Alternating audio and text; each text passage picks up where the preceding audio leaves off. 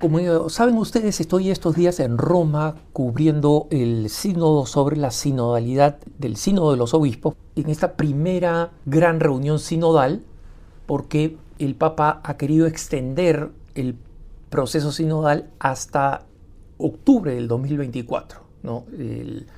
La reflexión sobre el sínodo y sobre el sínodo de la sinodalidad. Y obviamente aquí en Roma, en el epicentro de estas discusiones, se sienten de una manera especial las tensiones que hay en torno a las distintas propuestas en el sínodo y cómo las distintas partes que discrepan muy fuertemente sobre temas esenciales en la Iglesia están incrementando esta tensión, ¿no? Y de forma comprensible, cada uno de los grupos, en base a su convicción, acusa al otro de lo opuesto. Rígidos, unos acusan a otros de ser rígidos y cerrados al Espíritu Santo, y los otros también acusan a los otros sectores de estar abiertos al espíritu del mundo y no al Espíritu Santo. Entonces, ambas partes se acusan de no estar abiertas a la auténtica acción del Espíritu Santo. Y ahí se produce una tensión, y es una tensión que el sínodo de alguna manera ha hecho evidente, o si quieren, ha agudizado temporalmente, pero es una tensión que viene existiendo en la Iglesia desde hace ya un buen tiempo, ¿no? Desde que la Iglesia se ha comenzado a preguntar cuál debe ser su relación con la modernidad, ¿no? O con la posmodernidad, es decir, básicamente con un mundo que durante siglos de siglos, después de la venida de Jesucristo, fue cristiano, es decir, lo que se conoce como la cristiandad, a un mundo que es principalmente secular y en muchos aspectos legal y culturalmente hostil al cristianismo. Incluso allí, en el centro del cristianismo, es decir, en el centro de donde se expandió la cristiandad.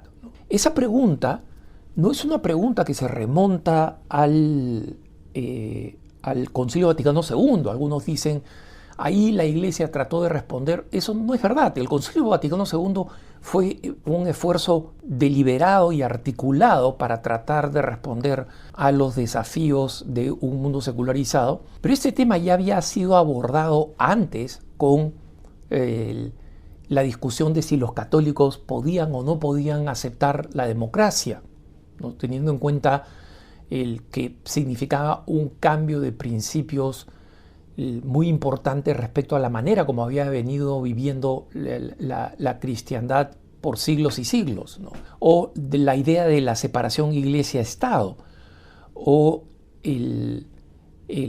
la cuestión social, ¿no? Cuánto la Iglesia tenía algo que decir o no, y que es un tema que resolvió León XIII con su encíclica Rerum Novarum, ¿no? Que significa sobre las cosas nuevas, porque el mundo de la industria, el mundo obrero, era nuevo en esa época de fines del siglo XIX, cuando el Papa León XIII escribió la primera encíclica social. Y es importante plantear este tema porque frente a esta crisis, frente a esta tensión, nosotros tenemos la tentación de resolver esta tensión diciendo la verdad es que me voy a cerrar en esta posición o me voy a cerrar en esta otra posición e incrementar los conflictos. Por supuesto que hay enseñanzas eternas, y las he defendido desde el principio, que no pueden ser cuestionadas en un sínodo, y es preocupante que se levanten muchas preguntas en el sínodo. Y por supuesto, en el sínodo regularmente soy enfrentado por la irritación de los sectores que están en el lado más liberal progresista, más de la izquierda, si quieren llamarlo así, aunque el lenguaje político no es muy descriptivo de la realidad eclesial, pero en la sala de prensa donde yo estoy habitualmente para las conferencias de prensa, muchas personas que son estrictamente militantes, es decir, que no representan a medios de comunicación, ni siquiera medios de comunicación católico que sean, digamos, entre los más liberales, como el National Catholic Reporter o como la revista América de los jesuitas en los Estados Unidos y otras organizaciones más, sino que son organizaciones militantes, ¿no? Acá está New Ways Ministry, que es una organización creada para que la Iglesia cambie su doctrina sobre la realidad LGBT. O sea, es una organización militante, no es una organización informativa. Están acá Women Priesthood, o sea, Sacerdocio para las Mujeres, que es una organización militante. Están acá Suscritas Católicas por el Derecho a Decidir, que es una organización militante abortista, no es un medio de comunicación. Entonces, acá tienen sus participantes que levantan la mano y dicen, no es cierto que el Vaticano, y básicamente no hacen una pregunta, sino que hacen un pronunciamiento, ¿no? Entonces, obviamente, las personas que respondemos o correspondemos a medios católicos y discutimos o hacemos las preguntas orientadas en un sentido distinto al de estos grupos, no recibimos mucha simpatía y mucha paciencia. Pero como los que me conocen desde hace muchos años, a través de este punto de vista, o los que me conocen más recientemente, creo que se han dado cuenta que esa no es mi preocupación. Yo no he entrado a un concurso de popularidad o de simpatía. Trato de ser lo más fiel posible a las enseñanzas de la Iglesia y a mi vocación, dentro de mi vocación de vida consagrada, de ser un comunicador católico en la Iglesia Católica y para el mundo. Es decir, reflejar lo mejor posible la Iglesia como sacramento de salvación al resto del mundo. Si el resto del mundo finalmente lo acepta, está bien. Si el resto del mundo no lo acepta, serán juzgados por alguien que es Dios, ¿no? Que es infinitamente superior a mí, no por mí. Pero todo esto lo explico porque esta tensión es algo que nosotros tenemos que aceptar, hermanos, como parte de la vida de la Iglesia. ¿Y a qué cosa me refiero? Me refiero a una reflexión a lo que un apóstol joven o relativamente joven católico en los Estados Unidos, que es bastante popular, compartió recientemente en su canal de YouTube y que me ayudó a clarificar más los conceptos que tenemos nosotros los católicos y con la cual tenemos que afrontar este tipo de tensiones en la Iglesia. Me refiero a Matt Fradd, ¿no? Matthew Fradd, el F-R-A-D-D y M-A-T-T, que es un apóstol muy popular, un evangelizador muy popular, australiano que vive en Estados Unidos, o sea, habla inglés, tiene el acento australiano, que es un poco entretenido para los norteamericanos, pero su área de reflexión siempre ha sido el tema de la auténtica masculinidad, de lo que significan las enseñanzas de la Iglesia sobre la teología del cuerpo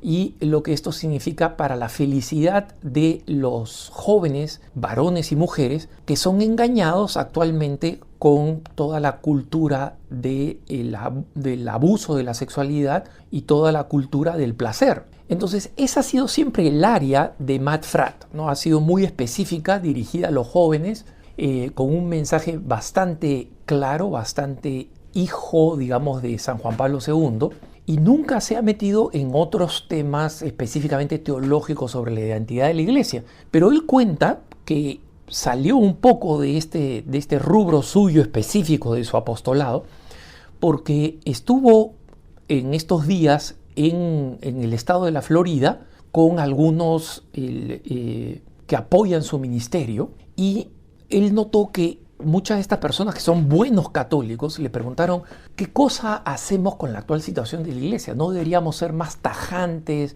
y él dice, mire, les hice una reflexión en base a quien es mi padre espiritual. Él no mencionó quién es, pero se refirió a la persona que lo ayudó a convertirse de una vida en la práctica muy pagana a esta vida católica de evangelizador y de comunicador de la doctrina de la Iglesia, ¿no? En un tema complejo, y que es al mismo tiempo esencial para los jóvenes de hoy, ¿no? Que es la doctrina de la Iglesia sobre la sexualidad y específicamente dentro de la visión más positiva y más integral que es la teología del cuerpo de San Juan Pablo II, ¿no? Entonces, Fratt decía que su padre espiritual, su mentor espiritual, le repetía siempre: Matt, acostúmbrate a la tensión entre distintas realidades como parte de la vida cristiana cotidiana. ¿Por qué?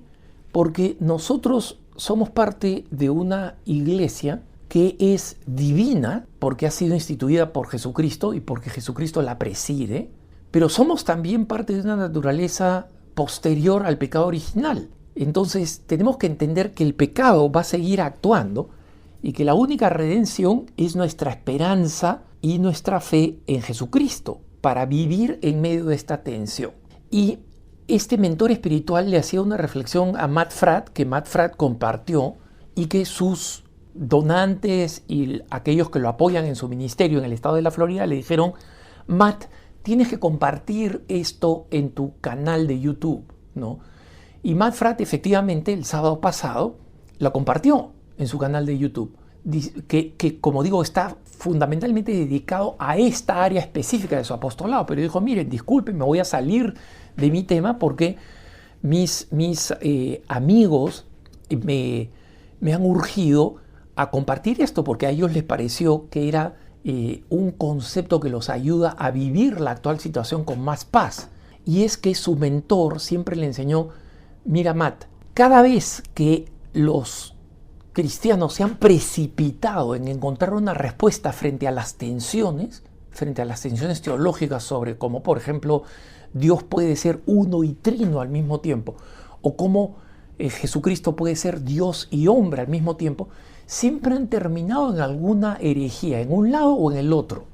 Entonces, y efectivamente las herejías son haber dicho una cosa y negado la otra. Dios es uno y no es trino al mismo tiempo, sino que simplemente se manifiesta entre formas, ¿no? El modalismo, por ejemplo, es una de esas formas de herejía trinitaria.